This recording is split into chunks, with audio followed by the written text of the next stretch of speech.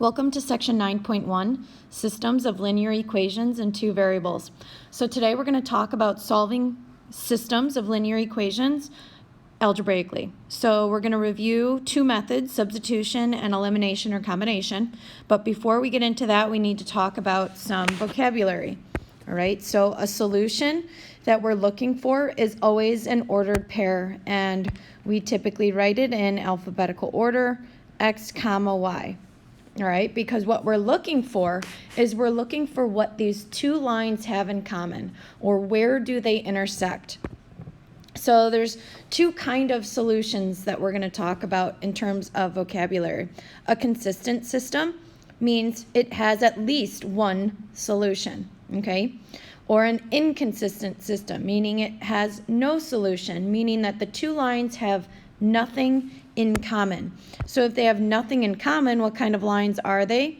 We should be able to say, oh, well, they must be parallel lines, okay? They don't share anything. They never intersect, okay? And they're parallel, so there's no solution. It's an inconsistent system. Versus a consistent system, where we said it has at least one solution. So within consistent systems, there's two types. Independent system means exactly one solution, meaning the lines intersect. Okay, they have one point in common. Or a dependent system, meaning an infinitely number of solutions on the given line. This simply means that the two lines, the two equations, represent the same line. They have every ordered pair that's on that line in common. They share everything, okay? So knowing those vocabulary words is important. And let's go ahead on to our first example. The first method we're going to review is substitution. This is where we're going to isolate one variable and substitute it into the other equation. So let's take a look at this first one. Okay, so in this first one, we have 5x plus 2y equals negative 4 and y equals 2x. What I notice is y is already isolated, so we can easily substitute this equation in for y into the equation up here. Now I just kind of draw my table here to organize it a little bit better, but you don't necessarily need to. So I put one equation on the left, I put the other equation on the right. So we're going to take this entire equation, and instead of y, we're going to plug in 2x.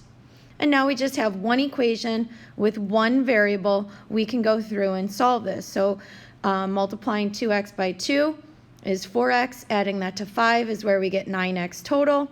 Dividing both sides by 9, we get x to be negative 4/9. So now we need to solve for y. So we're going to take this value and plug it back into the x in the other equation, and we'll be able to solve for what y is. Now remember, our solution is always an ordered pair. We have an x value, we have a y value. So it does represent a position on the graph.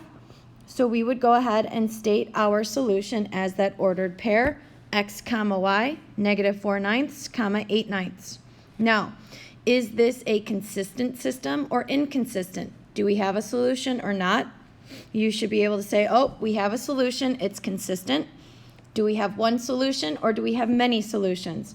We only have one ordered pair, so they only intersect at one point, at this point right here. So we have ourselves a consistent, independent system. I want you to try part B on your own using substitution and see what you get. Check back when you're done. In this case, you had to do a little bit of manipulation to get one variable by itself. So I just subtracted 3y from the top equation, and I was able to isolate x.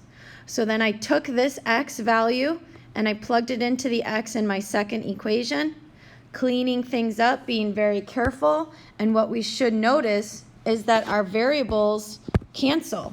They go away. The y's go away, and we are left with a false statement. 12 does not equal negative 18. So what happens there? If we have a false statement, we can make a conclusion that there's no solution. Well, if it's no solution, meaning these two lines don't have anything in common, what kind of lines are they? What kind of system is it? So hopefully you can recognize it's an inconsistent system. Why? Well, we have ourselves parallel lines, okay? Parallel lines, they will never intersect. The next method we're going to talk about is elimination. Sometimes you hear it called combination because technically we're combining the two equations to eliminate one of the variables. So let's just jump straight into one of the examples here. With elimination, sometimes you have to manipulate one or both of the equations. And what you want to do is you want to have the variables have the same coefficient but just opposite signs. So as I'm looking at this example here, I notice right away my y's have opposite signs. So I'm going to try to get those to have the same coefficients. Right now it's a 5 and a 2. So in order to get them to have the same coefficients, I'm going to multiply the top equation by 2. And when you do this, you have to multiply everything by 2. So we get 16x plus 10y equals 18. I'm going to multiply the second equation by 5 because that will give me a coefficient of 10 for my y's. So I multiply everything by 5. So 5 times 3 is 15x, 5 times negative 2y is negative 10y, and 5 times negative 16 is negative 80. Now what we're going to do is we are going to add these two equations together. We're going to combine them, and what's going to happen is our y's will go away. They'll be eliminated. So what we have left is when we have 16 plus 15, 31x, 18 plus a negative 80 is negative 62. We divide by 31 and we get x to be negative 2. Now we just make a substitution into one of the other equations, doesn't matter which one, and we solve for y. So as we go through, I plugged into the top equation and we work it through. So 8 times negative 2 is negative 16. Adding 16 to both sides, you get 5y equals 25, so y is equal to 5. So x is negative 2, y is 5. I have a solution. They intersect at negative 2, 5, which means this is a consistent system, and it's independent. There's only one solution, only one intersection. I want you to try example B on your own using elimination. Come back and check when you're done. In this case, I tried to eliminate the x's or the y's. It really doesn't matter in this case. I multiplied the top equation by negative 3, and that was the only one I needed to manipulate this time. So when I multiply this top by negative 3, I get negative 30x plus 15y equals negative 24. When I now combine these two equations, my x's cancel, my y's cancel, and we are simply left with 0 on the left. 24 plus a negative 24, those cancel. So we're left with a 0 on the right. So does 0 equal 0? Yes, it does. That's a true statement. So what does this mean? Well, that means our solution is infinitely many points on, I just rewrite one of these equations because what this means is these are the same line.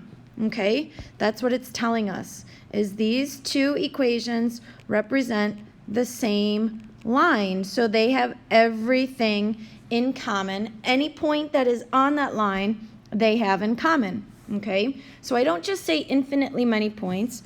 I say infinitely many points and I rewrite one of the equations. So what kind of system is this? It's consistent because we do have a solution. We have many solutions, but they are dependent because they represent the same line. If you have questions on solving algebraically, let me know.